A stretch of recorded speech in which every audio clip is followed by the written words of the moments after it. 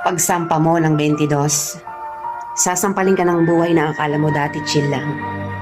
Malalaman mo na yung mga salitang hindi pinupulot ang pera, na dati ay naririnig mo lang sa mga magulang mo. Magtatrabaho ka, magbabayad ng tubig at kuryente. Tapos trabaho, trabaho ulit, paulit-ulit. Mamimiss mo yung batang ikaw, musmos, walang alam sa mundo. May mga gabing bibilangin mo ang oras ng tulog mo kasi akala mo makakatulong ito. Gigising ka para kumayod, umanap ng pera. Perang akala mo sapat na. Pero dahil salat ka, wala kang magagawa kung hindi tanggapin ang katotohanang ganito ang buhay. Katotohanang dahil malaki ka na, malaki na rin ang bigat na papasanin mo. Dahil ngayong 22 ka na o 23 o 25 ka,